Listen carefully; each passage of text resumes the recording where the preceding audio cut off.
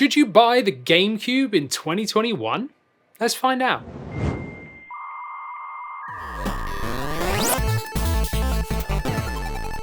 Welcome back to 128KB, and yeah, the GameCube was slightly overshadowed, massively overshadowed back in the day by the PlayStation 2, because that saw huge success. So the GameCube didn't have anywhere near the success that the Nintendo Switch has seen recently, nearly 100 million units sold. This was far less than that. However, those that bought one absolutely loved it, and I'm one of the OGs that actually had one near release, if not on release. There's so many amazing games that are available on the GameCube to this day that are still locked to the GameCube, that haven't been ported or that aren't easily accessible unless you emulate them on the PC. So if you are someone that wants to know about different games that are awesome on the GameCube, make sure to check out our anniversary video, our 20th anniversary video about the GameCube, where I basically just go on a nostalgia trip and talk about some of my favorite games. So make sure you check out that video.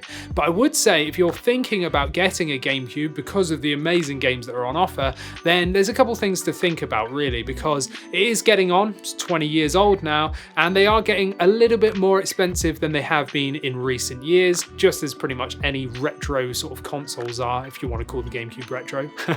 But yeah, so they are a little bit more expensive, so there's that to consider, and the games as well can be expensive if you're looking for certain ones. Some of them are actually really easy to pick up at certain secondhand sort of retailers and stuff like that, or eBay, or gaming groups on Facebook, stuff like that. I have had some success with getting some good priced games. So if you're thinking about collecting physically, then there is the sort of outlay of cost that you have to think about. The other thing to think about is the actual GameCube itself, because there is two different versions, and the only reason you have to be aware of this is if you want to play it on modern TVs. So if you're not fussed and you've got a CRT TV or just an older telly that has an AV input, then it doesn't really matter. You can just pretty much pick up any GameCube you want and there you go. However, if you're wanting to convert it to HDMI to play on modern TVs, then there's one particular model that you need to get, which is the earlier model, which is the AGS001, because this has a digital output port,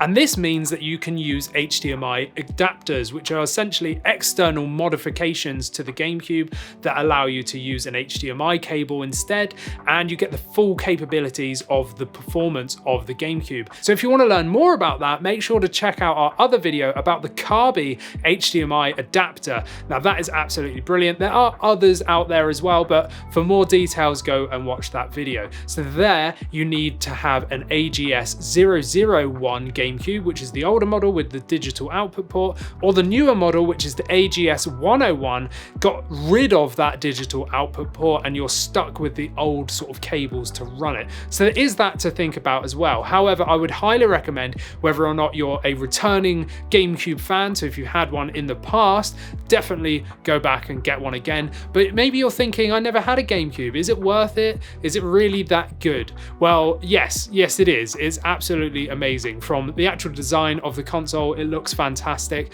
The little handle on the back and the cubey nature of it, to the controllers, which to me are one of my favorite controllers ever made. They're so comfortable. Everything is perfect. It's almost a modern take on a controller as well. When you look at N64 and stuff like that, they're so random, the controllers, whereas the GameCube controller is very nearly a modern controller. It has almost all the buttons that you would see on, say, a Switch Pro controller. But for me, the ergonomics and just everything about that controller is fantastic, and people still prefer to play Super Smash Brothers with a GameCube controller purely because of the button layout, and also the sort of hexagonal shape around the joysticks as well helps to do certain combos and things like that. So for me, someone that had the GameCube back in the day in the early 2000s that wants to relive those memories, because some of these games are not being ported or easily accessible to this day, the only way to truly play them is on a GameCube, and the best way is having a GameCube that's an AGS001 with an HDMI adapter like the Kabi from Insurrection Industries to use it on a modern TV, or even to stream, because using one of those HDMI adapters lets you plug it into a capture card, which is where you'll be seeing some of the gameplay footage from now. But anyway, should you buy the GameCube in 2021? Well, yes, I do think you you should. No matter who you are, if you love games, then you should get one, especially with an HDMI adapter that's gonna give you the best image quality possible. If you're not fussed about playing slightly older games, then maybe it's not for you, but if you can afford it and you like a bit of a hunt trying to get an AGS 001, then definitely check out the GameCube in 2021. Now make sure to check out all our other videos as well, and check out our website 128kb.co.uk, because there's so much stuff over there about gaming hardware and tech. Anyway, I'll see you in the next one. Thanks for watching.